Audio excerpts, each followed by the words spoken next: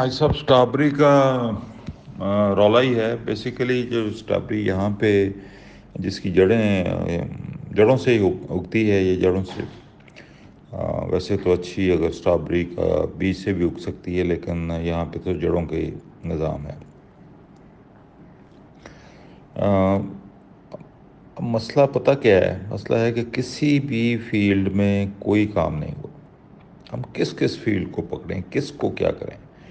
अब स्ट्रॉबेरी जो है मेरे ख्याल में 40-50 साल पहले कोई वहाँ से कैलिफोर्निया से जड़ें ले आया और वो ही आज तक चलती जा रही हैं। और वो स्ट्रॉबेरी जो है वो टेबल स्ट्रॉबेरी है ही नहीं है। वो जो जैम्स वगैरह और मार्मलेड्स और ये इस अचार बनाने के लिए अब वो खा रहे हैं। वो उसकी खट्टी है, तुरश है, जायका उसका ठीक नहीं है, उसका सारा कुछ है।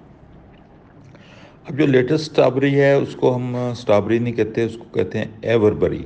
एवरबरी ये होती है कि आप उससे 3 या 4 फ्लश ले सकते हैं एक साल के अंदर।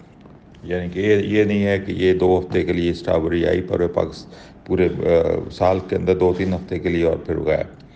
सो इसको आप इसकी जो अवेलेबिलिटी है वो तकरीबन आप 3 महीने तक आप इसकी अरेंज कर सकते हैं, बल्कि 4 महीने तक। यानी कि 3 या 4 लॉ, इसके 3 लॉ तो डेफिनेटली लिए जा सकते हैं एवरबरी के।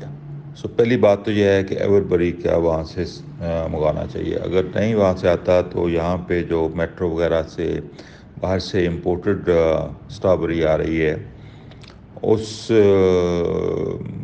को ख़रीद के उससे बीज तैयार किया जा सकता है। पहली तो ये तो सीड का मसला है। और जो अभी इनको मिलेगी वो स्वाद वगैरह से इसकी जड़ें मिलती हैं। यहाँ पे भी जो नर्सरियों वाले हैं वो बेचते हैं इसको, इसकी जड़ें बेचते हैं और आधी सूखी होती हैं, कुछ होता है बहरहाल।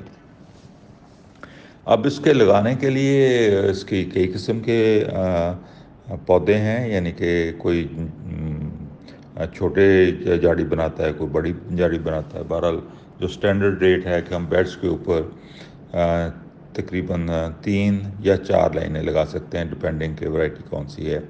और लाइन के अंदर आप 9 इंच से लेके 1 फुट के ऊपर लगा सकते हैं।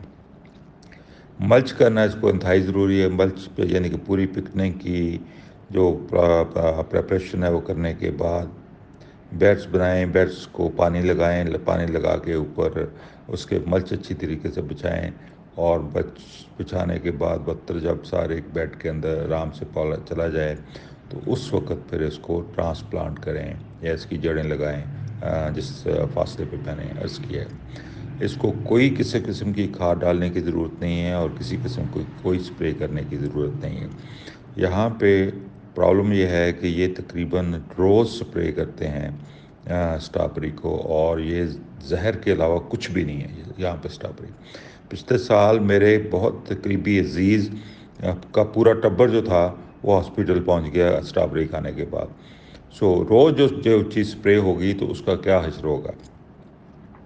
तो जब तक ये पिकनिक पे नहीं आती ना फार्मर को फ़ायदा हो सकता है और जो कंज्यूमर है वो तो ज़हर ही फिर खा रहा है। और कॉस्ट ऑफ प्रोडक्शन भी आपके सामने है, सारा कुछ है। तो इसको री इन्वेंट करने की ज़रूरत है।